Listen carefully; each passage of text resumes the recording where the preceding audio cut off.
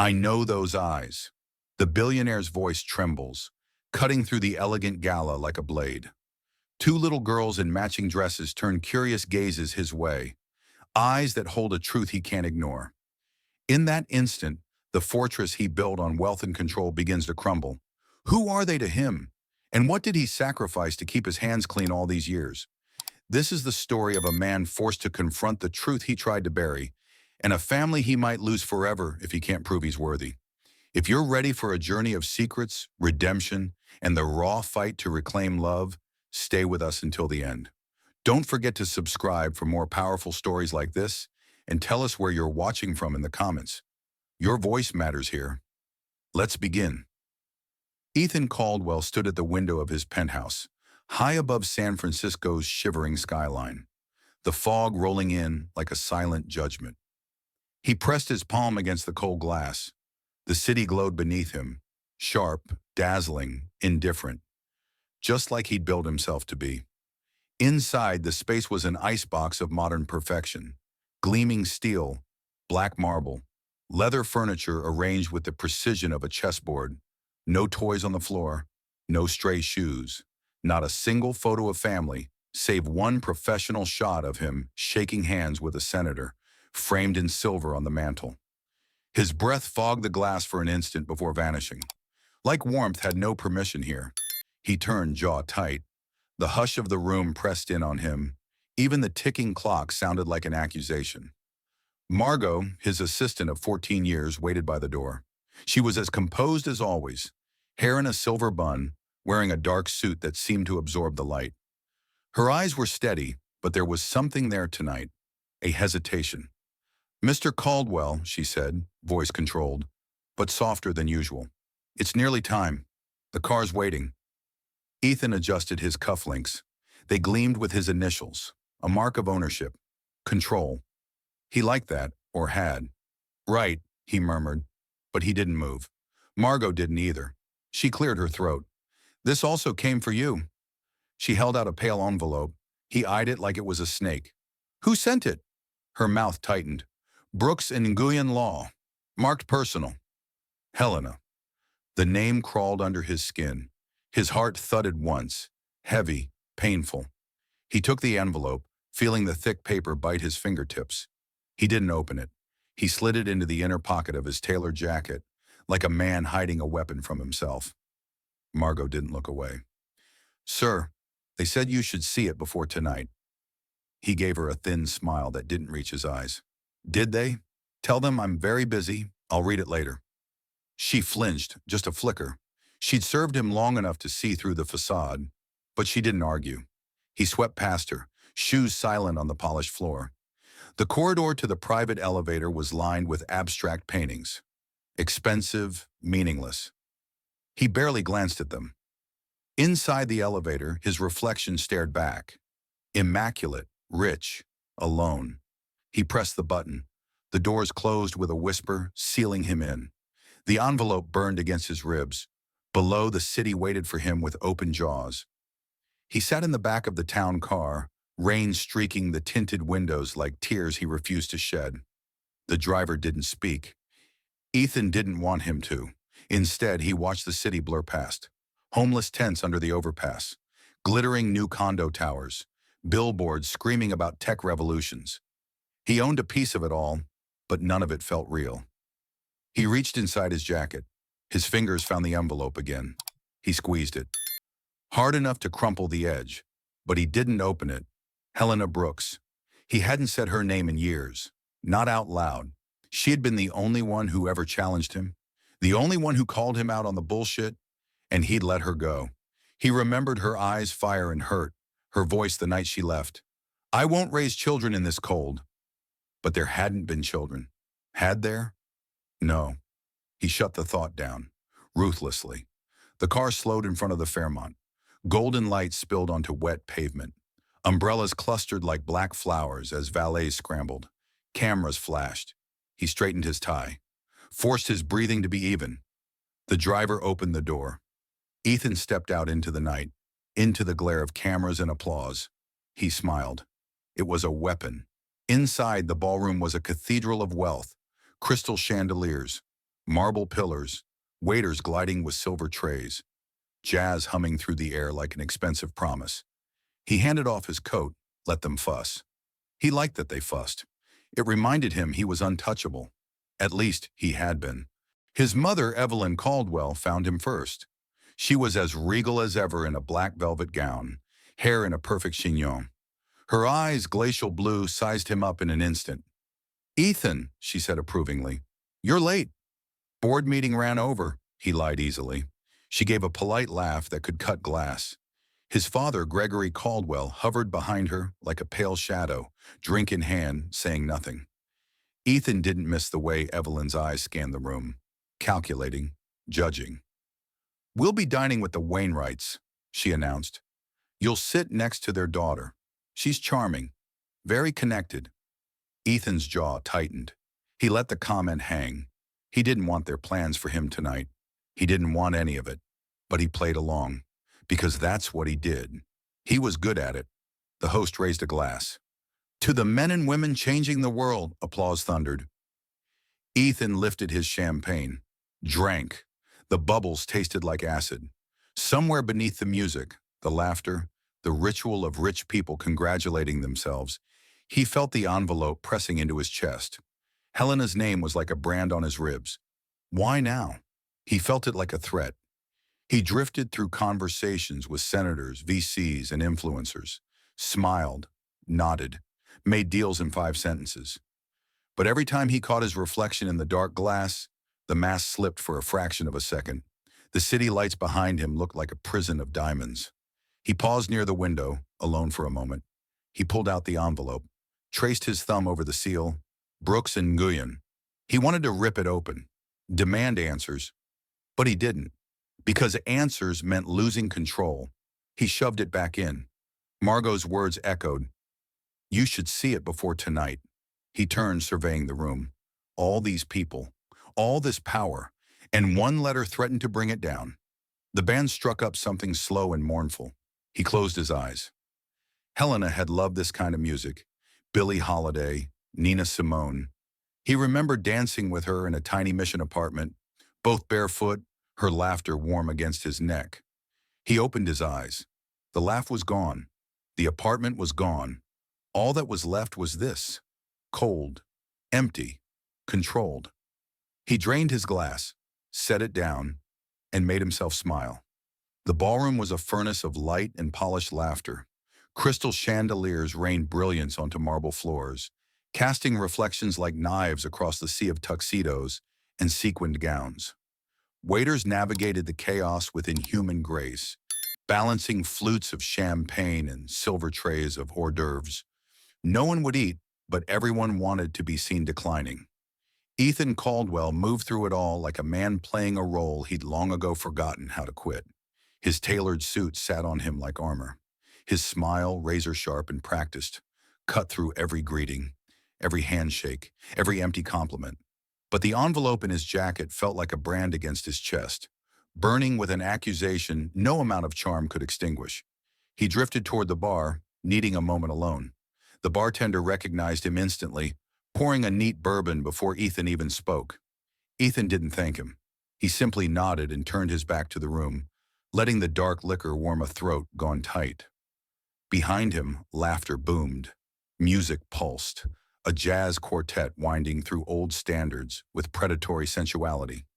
He knew these songs, knew how Helena had loved them, how she used to sing along in their kitchen, barefoot on the cracked linoleum, hair tied back with an old silk scarf. He threw back the bourbon in one sharp movement. The fire didn't help. He set the glass down so hard it cracked. "Mr. Caldwell," a voice purred at his elbow. He turned. Sabine Wainwright, heiress, polished, perfect, and so obviously chosen by his mother for tonight's game of social chess. Her gown was emerald silk, cut to showcase ambition more than skin. Her eyes were a cool appraisal. "You look tense," she said, smiling with just enough teeth. "Do I?" She laughed like a crystal breaking. He forced his laugh, glancing past her shoulder, scanning the room. He saw Evelyn Caldwell, his mother, holding court. Dressed in black velvet that drank the light, she gestured with a champagne flute like a scepter. Every word was precise, deliberate. Beside her, Gregory Caldwell looked like a man embalmed in duty, nodding at all the right times. Their eyes met his. Evelyn's eyebrow lifted, a signal, an order.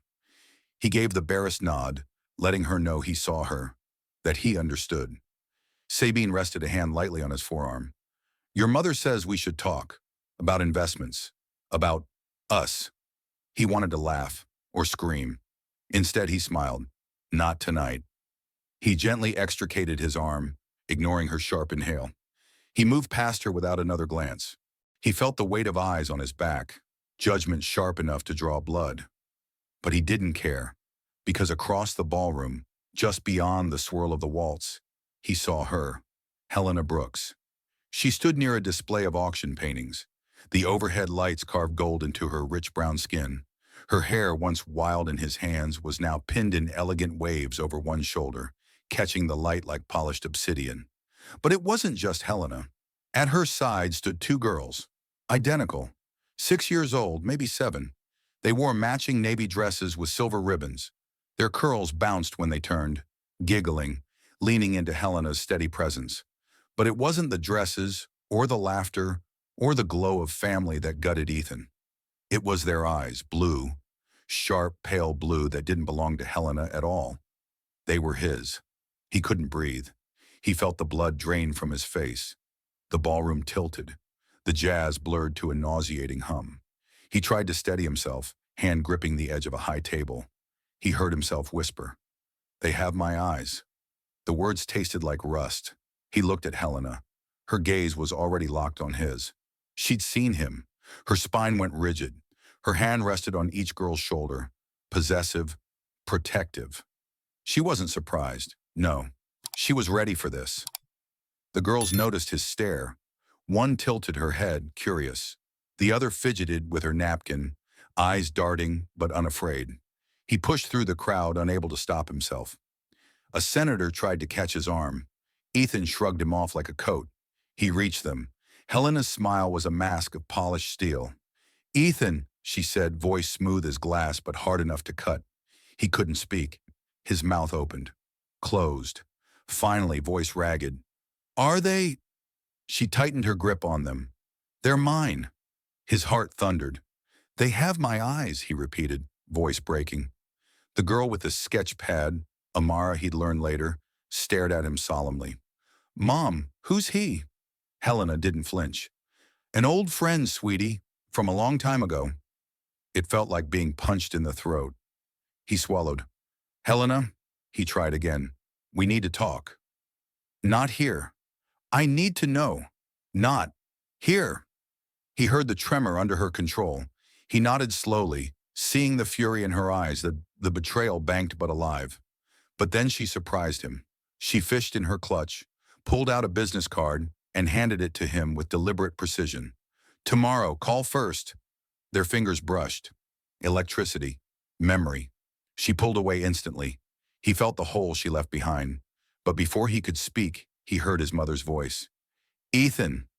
It was a command. He turned slowly. Evelyn and Gregory were there. Their eyes were locked on the girls. Evelyn's mouth was a thin line. Her gaze darted between the twins' faces and Ethan's. "Those girls," she said, voice cracking like ice. "They look like you." Gregory cleared his throat, color draining from his face. "Evelyn," but she stepped forward. "Ethan, explain this." He felt the crowd closing in. Whispers, glances. Helena straightened. "They're mine," she said, voice low, lethal. "Is that clear enough?" Evelyn's eyes flashed, fury and panic. Helena lifted her chin. "I don't owe you anything." For a moment, no one breathed. Then Ethan spoke. "Mother, enough. We'll talk later." Evelyn looked like she might slap him, but Gregory touched her arm. "Let's go," he said quietly. Reluctantly, she turned away. Ethan turned back, but Helena was already moving. She gathered the girls with quiet authority, steering them toward the dessert table. He didn't follow. Couldn't. His fingers closed around the business card so hard that it creased. He watched them go, feeling the weight of every choice he'd made pressing on his chest. The gala glittered around him, oblivious. He felt the walls of his empire cracking, and for the first time in years, he was afraid. The morning after the gala was a gray threat over San Francisco, a shroud of wet fog that clung to the brick and glass like judgment. Ethan Caldwell sat in the back of his black town car, fingers drumming on the armrest, the world outside passing in ghostly smears. His driver didn't speak. Smart man. Ethan needed silence. He turned the business card over and over in his fingers, the edge creased from last night's grip. Helena Brooks, attorney at law, a modest address in Oakland. He'd never once driven past on purpose. His chest was tight. Not fear, he wouldn't admit that, but it was something that crawled under his ribs and refused to leave. He stared at the envelope in his breast pocket, the one that felt like it weighed 100 pounds. Brooks and Nguyen. He hadn't opened it yet. He refused. Instead, he closed his eyes. They have my eyes. The memory of the twins staring at him was a brand. He forced himself to breathe, controlling the tremor in his hands. And when the car slowed on cracked pavement, he exhaled like a man going to war. "Here, sir." He didn't answer. He opened the door before the driver could come around, boots hitting the broken sidewalk. The office was small, a single-story brick storefront squeezed between a soul food diner and a barber shop advertising $15 fades. The sign over the door was modest to the point of apologetic. Brooks and Nguyen, civil rights attorneys. Inside the windows, the glass was clean but old. Hand-painted letters scrolled in faded white. He hesitated. The door was propped open. The bell above it, tinny, cheap. He went in. The waiting room smelled of coffee and old carpet. The furniture was mismatched. A sagging brown sofa, two sturdy wooden chairs. A corkboard on the wall was pinned with flyers about tenants' rights, a battered Know Your Rights poster, and half a dozen crayon drawings with stars and hearts. His eyes snagged on one. A girl with brown skin and wild dark curls had drawn a stick figure family. One adult, two little girls. The adult's smile was wide, but the eyes were dark scribbles. He felt sick. A receptionist with box braids and a nose ring looked up from a legal pad. She didn't smile.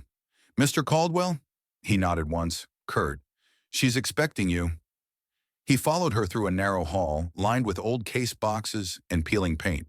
His polished shoes were too loud here, like he didn't belong.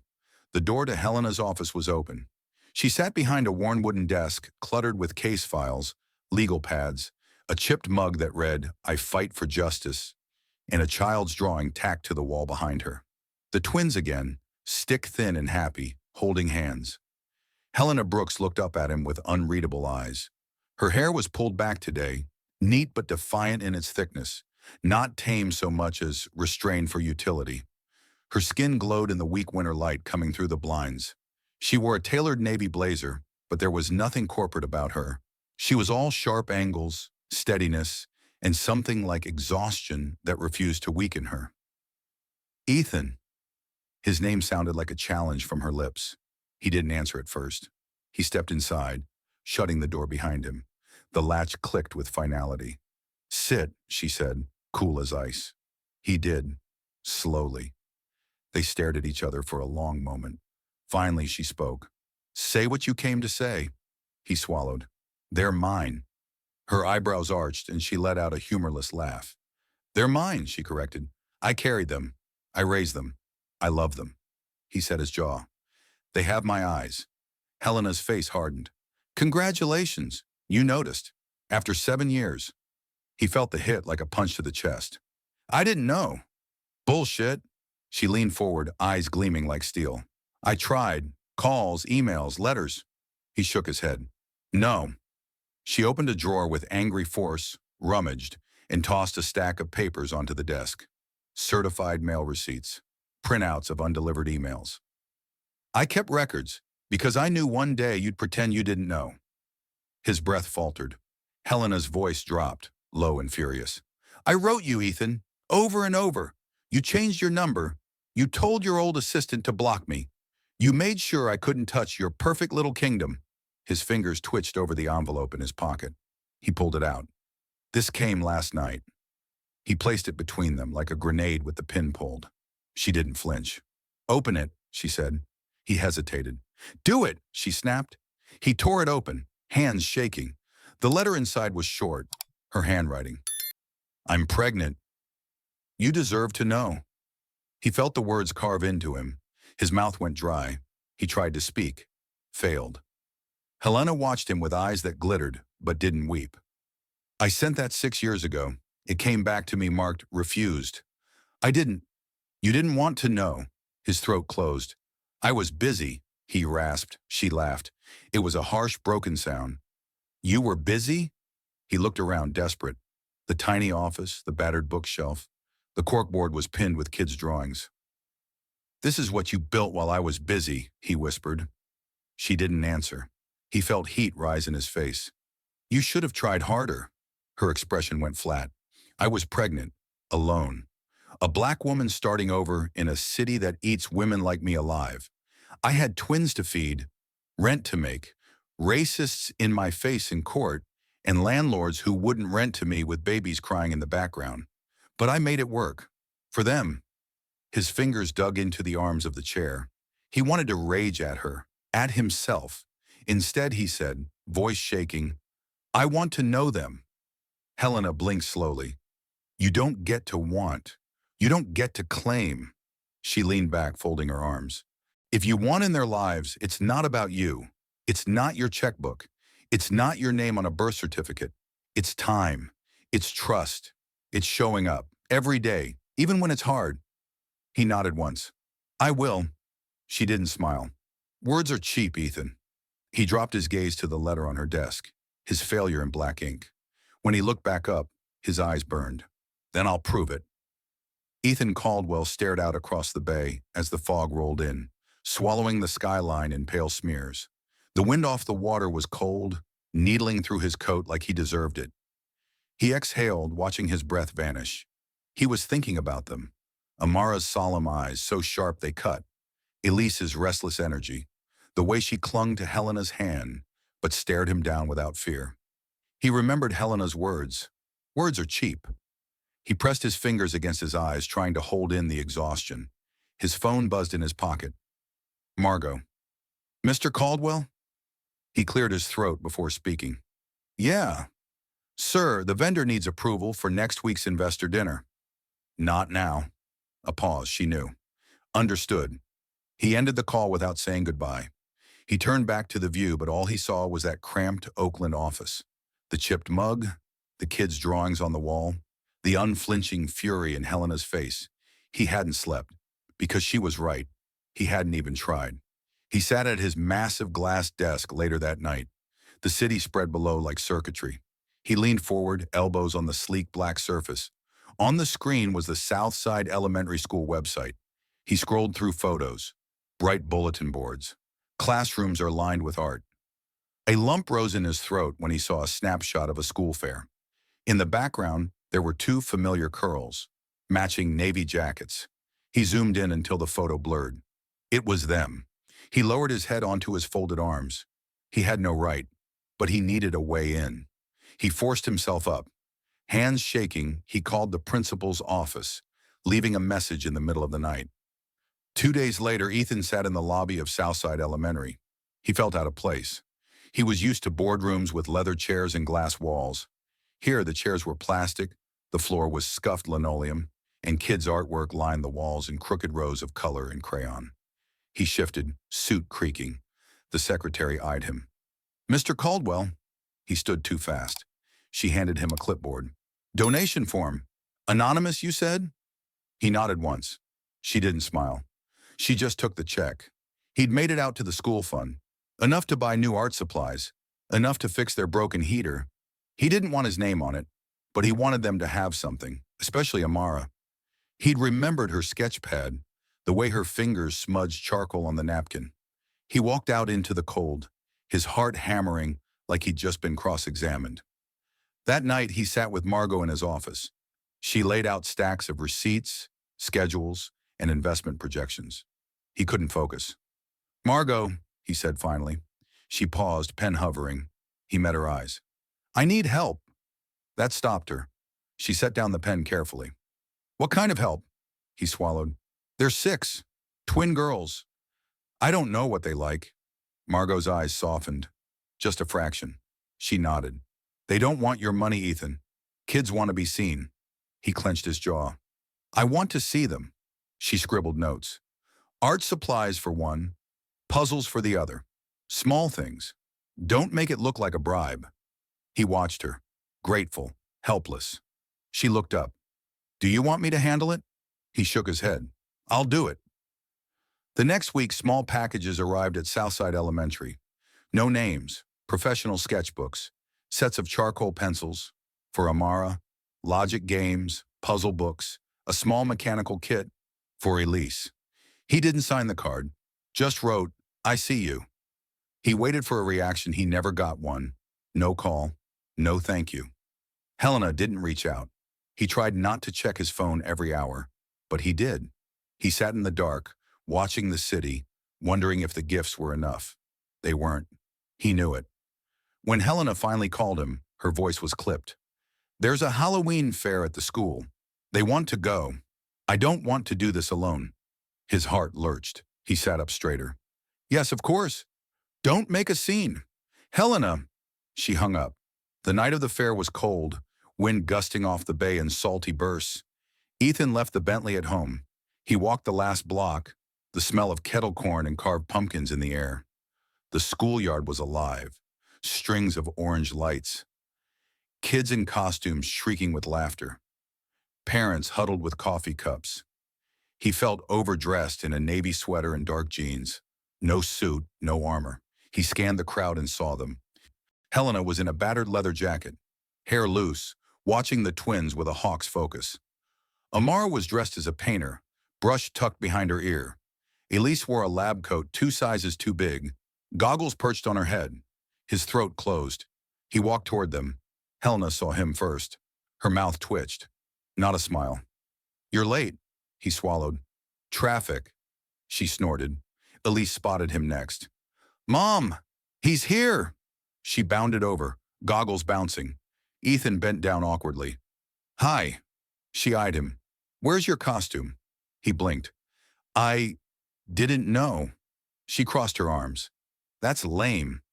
Amar approached more slowly. She clutched a tiny canvas, staring at him with those cold, assessing eyes. He felt stripped bare. Hi, Amara, he said softly. She didn't answer. Helena rested a hand on her shoulder. Let's go. They want to do the ring toss. Ethan walked with them.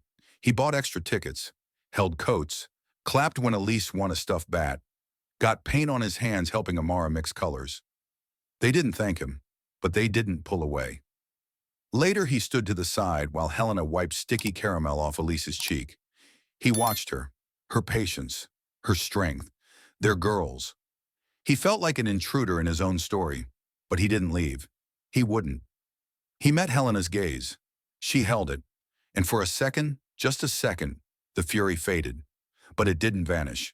The Halloween fair was in full roar by the time Ethan Caldwell caught up. The schoolyard glowed under strings of orange and purple lights, paper lanterns bobbing in the coastal wind like restless spirits. Children in costumes shrieked and laughed, chasing each other between booths lined with hay bales and plastic pumpkins. The smell of caramel corn and cheap cider clung to the air. Ethan paused at the gate. He tightened his grip on the donation tickets he'd bought in advance, crumpling them slightly in his fist. This wasn't his world. There was no valet, no marble floors, no one to bow or open doors. It was chaos and color and noise he couldn't control. He scanned the crowd until he found them. Helena was standing near the ring toss booth, arms folded, scanning the chaos like a general surveying a battlefield. The twins were orbiting her in jittery excitement, Amara with her painter's smock smeared with real paint, Elise in a white lab coat with black goggles perched on her curls. Seeing them carve something raw into his chest, he forced himself forward. Helena's eyes met his instantly.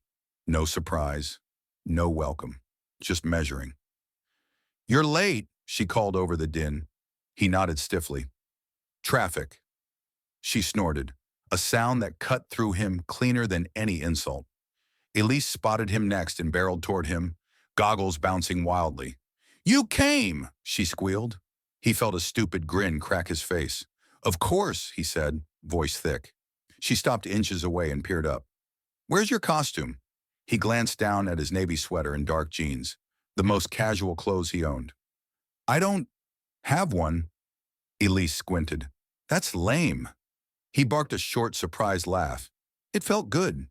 Real. Amara hung back, clutching a small canvas. Watching. Always watching. Helena rested a hand on her shoulder. Ready? She asked, voice neutral but tight. Ethan nodded, stepping closer, but leaving space. They moved together toward the ring toss.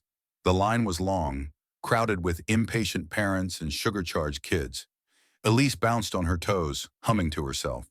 Amara pressed closer to Helena, fingers tight around her canvas. Ethan cleared his throat. I got extra tickets. Helena didn't look at him, but she took them. Thanks, she muttered. Progress. They took turns. Elise hurled rings with wild abandon, shrieking when she won a cheap stuffed bat. She danced around Ethan, waving it in his face. Look what I got, he clapped. Great job. Amara didn't play. She sat on a hay bale and painted careful lines on her tiny canvas. He hesitated, then crouched beside her. That's good. She didn't answer, but she didn't move away. He watched the way she blended the orange and black, the fine control in her small fingers. She's focused, Helena said quietly, not looking at him. He nodded. Like her mother. Helena's jaw tightened. Don't. He shut up. They moved to the cupcake booth next. Ethan tried to pay, but Helena waved him off. I got it. He bristled, but let it go. They found a patch of grass and sat. Elise tore into her cupcake, frosting smearing her nose. Amara licked hers carefully, deliberately. Ethan sat on the edge of the group, knees to his chest. He didn't belong, but he stayed, because Helena hadn't told him to leave. He was leaning back on his hands, watching the twins giggle over their treats, when a voice sliced through the air like a blade. Ethan! He turned. Evelyn Caldwell stood at the edge of the lawn, wrapped in a camel hair coat that probably cost more than half the fare. Her white hair was pinned tight, pearls glinting in the orange glow. Beside her loomed Gregory Caldwell, silent, grave. Ethan felt his blood run cold. Mother, father. His voice was flat, defensive. Evelyn's eyes snapped to Helena, then the girls. Those glacial blue eyes went wide. Those girls, she breathed. Amara looked up, curious. Elise just grinned, frosting on her teeth. Ethan surged to his feet, trying to block Evelyn's line of sight. Now isn't the time, he hissed. But Evelyn sidestepped. They look exactly like you. Her voice shook. Gregory cleared his throat. Evelyn! But she wasn't listening. Her gaze locked on Helena. You did this. Helena rose slowly, calm as ice cracking over deep water. I did what exactly? Evelyn's lip curled. You trapped him. With this. She gestured at the girls. Amara flinched. Elise's eyes went wide. Ethan felt the world tilt. He reached for Evelyn's arm. Stop it. But Helena stepped between Evelyn and the twins. Her voice was low, controlled, deadly. They're mine. Evelyn's face went red. They're his too. Helena didn't blink. They're mine. I raised them. I fed them. I protected them from this exact moment. Ethan's heart thundered. Mother, enough. But Evelyn wouldn't stop. You will not disgrace this family. We can fix this. Quietly, a trust. Helena barked a laugh that was anything but amused. Money? That's your solution? Evelyn sneered. It solves most problems. Helena's eyes burned. Not this one. Ethan stepped forward, voice ragged. Mother, leave. She turned on him, eyes wet with fury. You're choosing them over us. He didn't hesitate. Yes. Gregory finally grabbed Evelyn's arm. Enough. Let's go. She fought him, but he pulled her back, guiding her away. Ethan watched them go, chest heaving. Silence fell over their little circle. The wind picked up, rattling paper ghosts strung along the fence. Helena slowly turned to face him. Her voice was low. Don't ever let that happen again. He nodded, throat tight. I won't. She swallowed, jaw flexing. She turned to the twins. Come on, girls, let's go see the pumpkin carving. Elise bounded after her. Amara hesitated. She looked at Ethan. Looked. Then she turned and followed. Ethan stood alone, hands clenched, the taste of bile in his mouth. He'd wanted to be part of their world. Tonight, he dragged his into it instead. But he wouldn't stop. He couldn't. He watched them disappear into the crowd of costumed children and vowed to himself that next time, he'd do better. The November wind cut through Ethan Caldwell's coat as he walked up the cracked sidewalk toward the old community library. He felt absurdly overdressed in his wool pea coat and polished boots, like he'd walked out of a boardroom and straight into someone else's life. But he was here. That was the point. Inside, the library smelled like dust and possibility. Rows of battered shelves sagged under paperbacks. Posters about reading challenges hung crookedly. A couple of kids huddled near a dog-eared Lego table, chattering in Spanish. And there they were. Helena sat in a low chair, elbows on her knees, hair pulled into a rough bun that let curls escape in soft defiance. She watched the twins like a hawk, Amara flipping slowly through a giant art book on Impressionists, Elise squinting at a puzzle magazine spread across the floor. Ethan hesitated in the doorway, breath fogging in the cold air sneaking in behind him. Helena's eyes flicked up. No greeting, just appraisal. He straightened, lifted his chin. He walked over, every step creaking on the cheap linoleum. "Hi," he said softly. Elise looked up first, goggles pushed to her forehead. "Hi," she chirped, voice bright as ever. Amara didn't move, didn't even look. Helena gestured at an empty chair across from her. "Sit if you want," she said, voice flat. He did. For a moment, they all sat in silence, the muffled noises of other families a blurry backdrop. He watched Amara trace a finger over a Monet spread. "That's beautiful," he said carefully. She didn't respond. He tried again. "Do you like painting like that?" She turned the page deliberately, ignoring him. Helena didn't intervene.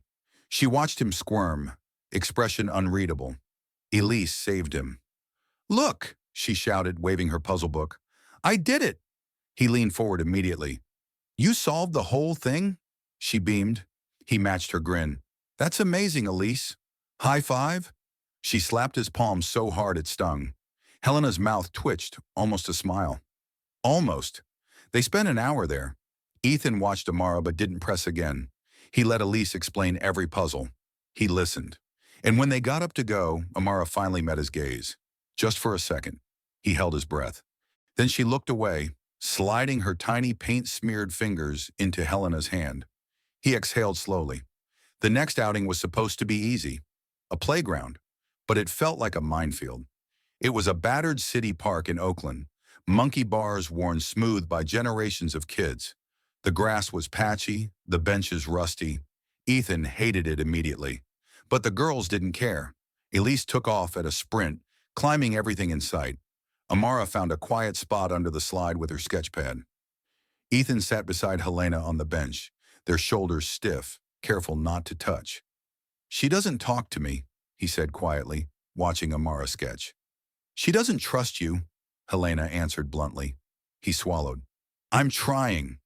Helena didn't look at him. "Try harder." He gritted his teeth but nodded. Elise screamed from the top of the climbing dome. "Dad, look!" The word landed like a fist in his chest. He stood too fast, breath catching. She was waving, wild and fearless. He forced a grin, heart hammering. "Good job." He caught Helena's sharp intake of breath. Her eyes softened. Barely. The picnic was his idea. He wanted to surprise them. He brought sandwiches from a gourmet shop, sparkling water, imported fruit. He laid everything out on a faded table in the park. Elise dug in immediately, not caring about the brand. Amara sat stiffly, eyes darting. Helena picked at her sandwich, glancing at Ethan. "What's in this?" she asked. "Prosciutto, fresh mozzarella, arugula." She closed her eyes slowly. "Elise, spit it out." Elise froze, cheeks bulging. Helena pulled it from her mouth, wiping her mouth with a napkin. "She's allergic to nuts." "There's pesto in this, Ethan." His heart dropped through his stomach. "I didn't know." Helena's eyes were on fire. "You didn't ask." Elise sniffled, wiping tears on her sleeve. Amara stared at him like he was poison. Ethan felt the entire park watching. He cleared his throat, voice ragged. "I'm sorry." Helena stood, grabbing the bag. "Come on, girls, we're leaving." "Please," he rasped. Amara's lip curled. Elise clung to Helena's leg, silent now. Helena didn't even look back as she walked away. He sat at the empty table for a long time, the fancy food untouched, bees circling. He raked his hands through his hair. He wanted to scream. He wanted to blame Helena. But he couldn't. It was his fault. He hadn't asked. He tried to impress them instead of getting to know them. He swallowed the shame. He didn't leave until the sun went down. Back in his penthouse, he opened the fridge and slammed it shut again, pacing. He called Margot. She picked up instantly. "Sir." He couldn't speak for a second. Then he forced it out. "I messed up." She waited. He told her everything. The silence on the other end was heavy. Finally, she spoke softly. "Then you fix it. You try again. That's all there is." He clenched his jaw. "Even if she doesn't want me to?" "Especially then." He hung up, chest tight, walked to the window. San Francisco glittered below, but it felt like nothing. He pressed his forehead to the cold glass. He wouldn't quit. He couldn't. He'd learn. He'd ask. He'd listen, even if it killed him. The boardroom was too bright. Cold, sterile light poured off the polished table, gleaming on the open laptops and the rows of suited bodies leaning forward like predators scenting blood. Ethan Caldwell sat at the head of the table, shoulders squared, eyes locked on the financial projection glowing on the screen behind him. He heard words: growth targets, ROI, international expansion. None of it landed. It was static in his ears. He drummed his fingers against the table. Slow, controlled. But inside, his pulse was thundering like panic, because his phone was buzzing in his pocket. He ignored it once, twice. But on the third vibration, he snatched it up, thumb shaking. Helena. He stood so abruptly that his chair shrieked across the floor. "Excuse me." The room went silent. Dozens of eyes tracked him like prey. "Mr. Caldwell," his CFO stammered, but Ethan was already turning away, phone pressed to his ear. "Helena." Her voice came in sharp, ragged bursts. "It's Amara. She can't breathe. I'm in the ambulance." The world dropped away. He felt it like a punch to the ribs. "Where?" "Highland." Ethan. He was already moving. "I'm coming." He ran. Through the boardroom doors, past stunned assistants scrambled to keep up. "Cancel everything," he snapped at Margot without looking back. "But sir." "Family emergency." His voice cracked. He hit the elevator button so hard it rattled. When the doors slid shut, he sagged against the mirrored wall, breath coming in short, shaking gasps. He could see himself, pale, wide-eyed. Not a CEO, not a man in control, a father, one whose child couldn't breathe. The ride to the hospital was a blur of red lights and anger. He barked at the driver to hurry, swore at the cars that wouldn't move. Outside the window, the city was dark and wet, neon bleeding through the drizzle like open wounds. He clutched the phone so hard his knuckles went white. He kept replaying Helena's voice. The fear. He couldn't stand it. When he burst through the ER doors, the hospital smell hit him like a wall. Disinfectant, sweat, desperation. He scanned the rows of cheap chairs, the triage desk, and the cluster of exhausted nurses. He found them in a corner. Helena sat rigid, eyes red but dry. Elise curled in her lap, face buried against her chest, shoulders shaking with silent sobs. Helena looked up as he approached, and something in her face cracked, but she didn't get up. "Where is she?" His voice shredded itself in his throat. Helena jerked her head toward the double doors. "They took her back. She wasn't getting enough air. They're trying." He felt his knees buckle. He caught himself on the edge of a chair. For a second, he couldn't breathe either. Then he forced it out, ragged. "She's strong." Helena let out a brittle laugh that turned into a sob. "I didn't see it. She was wheezing all night, and I thought it was fine." He reached for her without thinking. His hand rested on her shoulder, firm. "You're the best mother I've ever seen." She shook her head violently. He squeezed once. "I mean it." Her breath hitched. Elise stirred, turning just enough to see him. Her eyes were swollen. "Daddy?" The word was small, broken. He choked on it. He opened his arms. She slipped from Helena's lap and crawled onto his, clinging so tight he couldn't breathe. He buried his face in her hair. "I'm here, baby. I'm here." Time was a knife. They sat like that for what felt like hours. Helena's breathing slowly steadied. Elise fell asleep against Ethan's chest, snuffling. He held her like she was the last warm thing on earth. The nurse finally came. Family of Amara Brooks? Both parents stood so fast that Elise jolted awake. Helena's fingers dug into Ethan's arm. Yes, she whispered. The nurse's face was grave but calm. She's stable. Oxygen levels are back up. We're keeping her overnight for observation. You can see her now. Helena let out a sound that wasn't quite a sob, wasn't quite relief. Ethan's vision blurred. He squeezed Helena's hand without thinking. She didn't pull away. The room was too white, too quiet except for the steady beep of monitors. Amara looked so small in the bed, an oxygen tube under her nose, but her eyes were open. She turned as they entered. Her face crumpled. Mama! Helena rushed to her side, dropping the tough exterior in a heartbeat.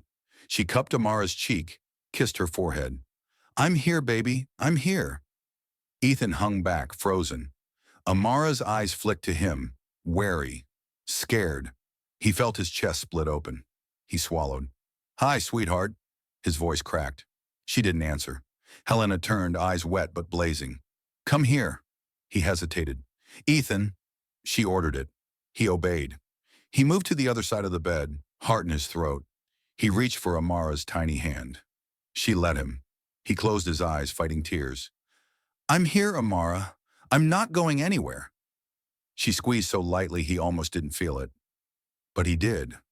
Later, they sat in the harsh hospital cafeteria, paper cups of bad coffee steaming between them. Elise slept on 2 chairs pushed together, covered in Ethan's coat. Helena stared at her coffee like it held the universe's secrets. Ethan cleared his throat. Helena! She didn't look up. I want to be closer. Close. Her fingers tightened around the cup. I want to buy a townhouse near yours. 2 units. You and the girls have the main house.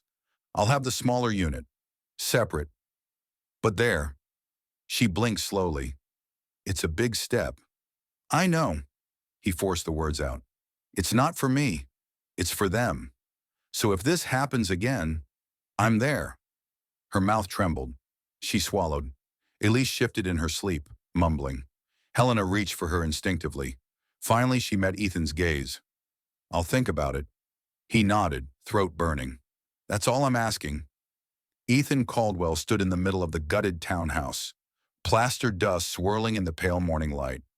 The old walls were torn open, exposing beams like ribs. The air was raw with the smell of sawdust and new beginnings. He wore worn jeans and a sweatshirt, boots caked with mud. No suit, no armor. The contractor, a broad man with a gray beard named Luis, waved a clipboard. You want the art room in here? Luis asked, tapping the studded frame of what used to be a bedroom. Ethan nodded, voice low but firm. Big windows. Skylight if you can. She likes natural light when she draws. Luis grinned. For the artist, kid. Got it. They moved down the narrow hall, boots crunching on debris. And this? Ethan paused in another stripped room. Shelves, workbench, whiteboard on the far wall. Puzzles, projects. She needs space to take things apart and figure them out. Luis scribbled. Smart girls. Ethan's chest tightened. The smartest. Days blurred into weeks. Ethan showed up every morning before the site buzzed to life. He walked the bare floors, visualizing their laughter echoing off new walls. He drank burnt coffee with Luis, talked paint colors with Helena over tense calls that always ended in silence. But she answered. That was enough. The first time Helena brought the girls to see it, Ethan's heart nearly stopped. The front door creaked open.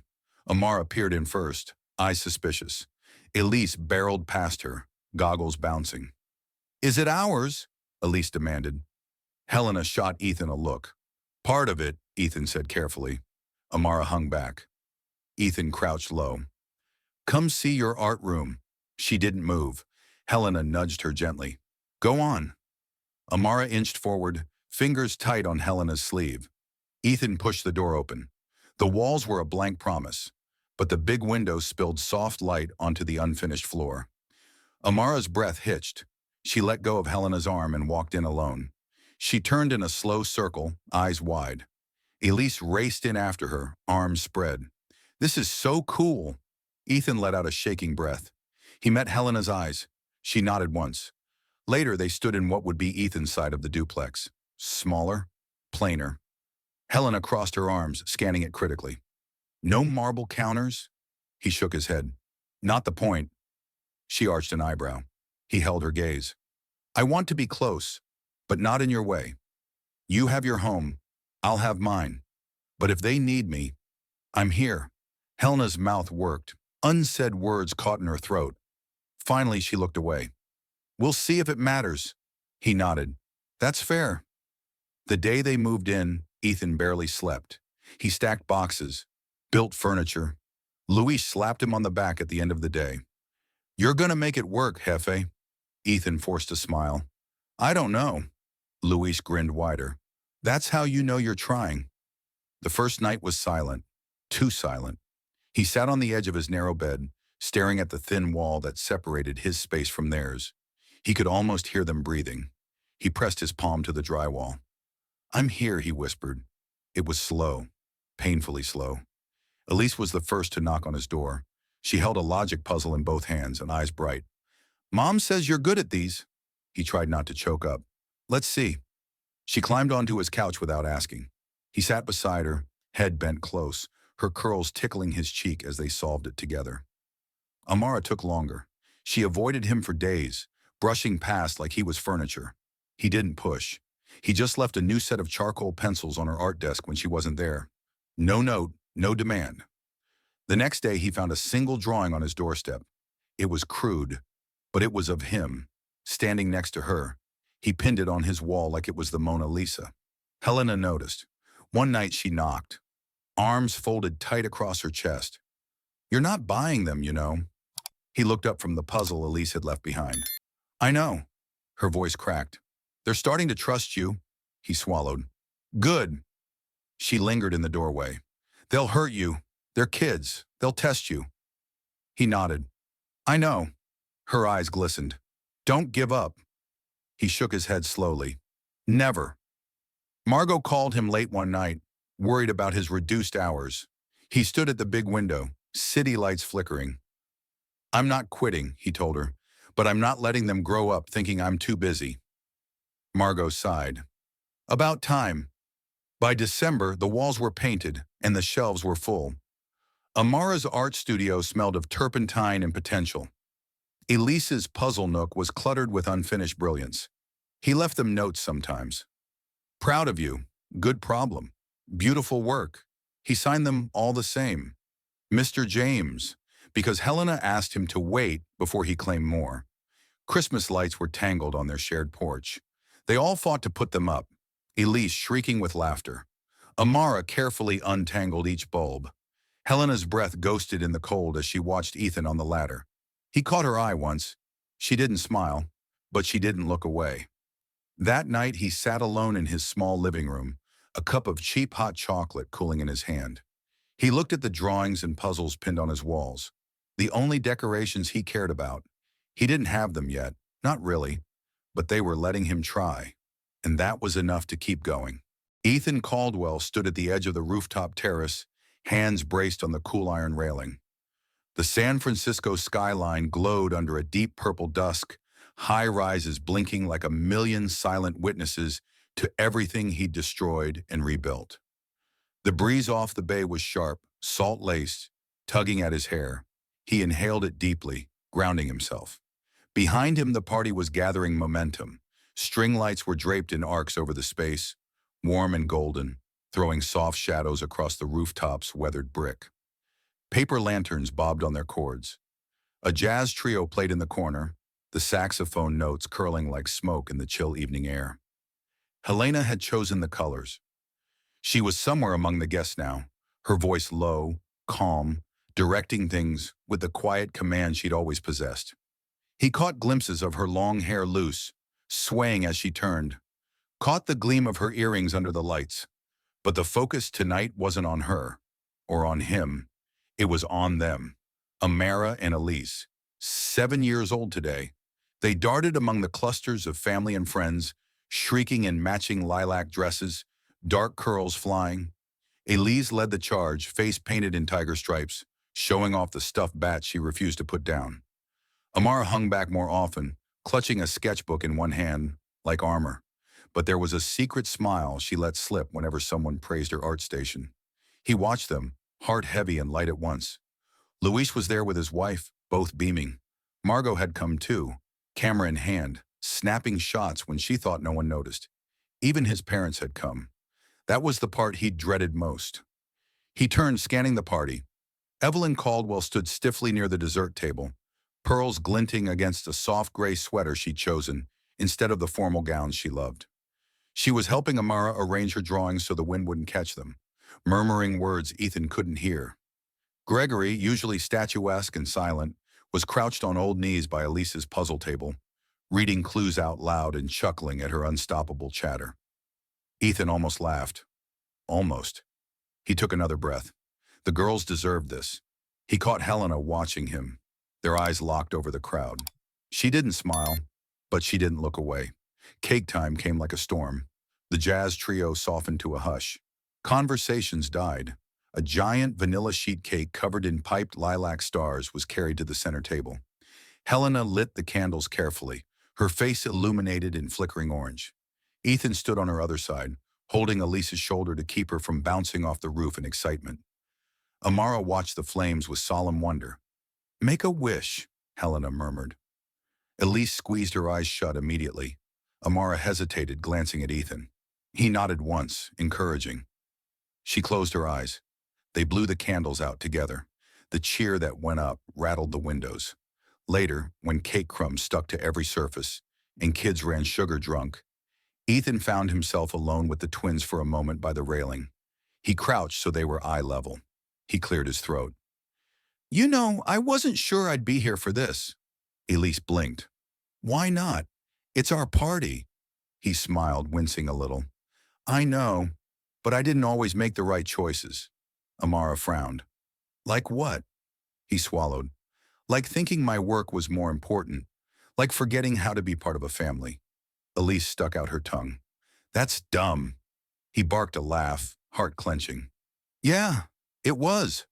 Amara studied him. She lifted her sketchbook slowly. On the page was a picture. 4 stick figures. Helena, herself, Elise, and him. He felt his eyes sting. She thrust it at him like it was no big deal. "Here." He took it with both hands as gently as glass. "Thank you," he managed, voice cracking. Elise climbed onto him like a tree, wrapping her arms around his neck. "Best dad ever," she squealed. He hugged her so tightly that she giggled and squirmed. Amara didn't join in, but she didn't leave. He looked at her over Elise's shoulder. "Thank you for letting me try." She shrugged one shoulder, fighting a smile. "Just don't quit." "I won't," he promised. Helena's voice drifted over. "Ethan." He turned. She was standing there, arms folded, trying to look stern. But there was warmth in her eyes he hadn't seen in years. "They're going to open presents," she said. "Come help." He stood, Elise still clinging like a koala. He nodded. "Okay."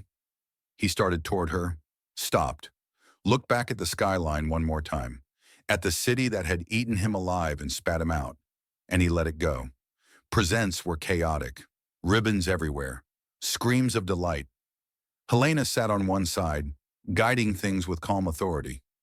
Ethan sat on the other, handing boxes and offering dry, sarcastic commentary that made Elise howl with laughter. Amara unwrapped each gift carefully, reading every card, thanking each guest in her soft, serious way. When it was Ethan's turn, he handed them matching lockets. Inside each was a tiny photo of the 4 of them at the pumpkin patch. He held his breath as they opened them. Amara traced the hinge with her thumb. Elise squealed and put hers on immediately. "Thank you," Amara whispered finally. He nodded, hard in his throat. "You're welcome." Evelyn approached him later, alone. She held her purse like a shield. "They're good girls," she managed, voice brittle. He watched her carefully. "They're the best thing I've ever done." Her eyes watered. "I know." He didn't hug her, but he squeezed her hand. Gregory patted his shoulder on the way past without a word. It was enough.